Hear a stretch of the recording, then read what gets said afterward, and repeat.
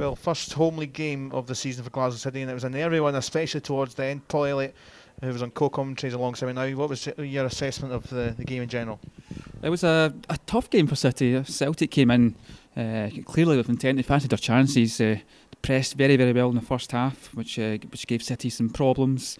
But I think in the second half, City kind of came out more attacking intent, controlled the game a wee bit better. Obviously got a very, very good goal for Claire Shine. As the game kind of went on, you thought maybe a second goal would come, but it didn't. And then the red card towards the end made life a wee bit difficult. But a good run out for City. Celtic seem to be a much better team than they were last year, and I think it's an indication that this is going to be a very competitive campaign.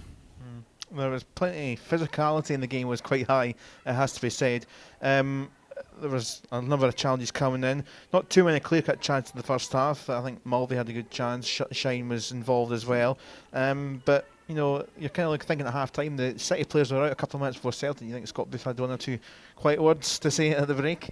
Yeah, I think maybe some excerpts of the riot act might have been read at half-time, but City did come out looking at a much better team in the second half. But and credit to Celtic, the first half they played very well, and they made Celtic work for staying in the game. But second half, City came out. They looked a better team. The passing was better.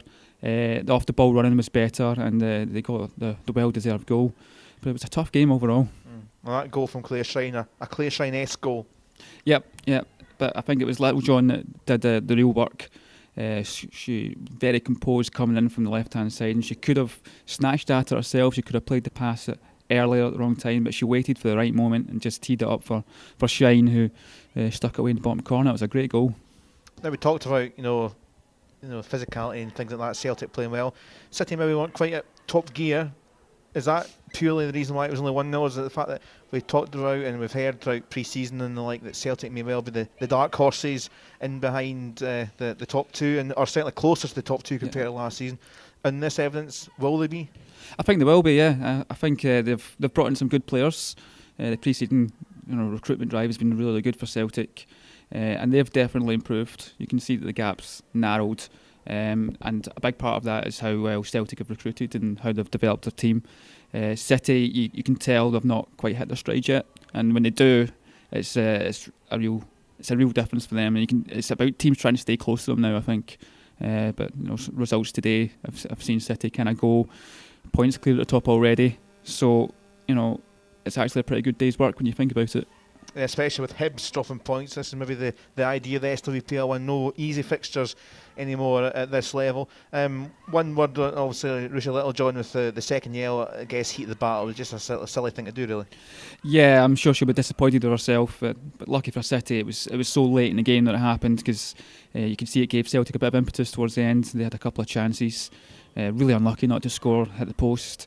But yeah, she will be disappointed with herself, but she will be a loss for the suspension, because she's clearly a very good player who's settled very quickly and is adding something different to the City side. Next week it's back to League Cup duty. Glasgow Girls come here in the quarter-final stage, and on paper an easier fixture compared to today. I guess it'll be a case of a week's training and maybe try and get back into rhythm and score a few goals next Sunday.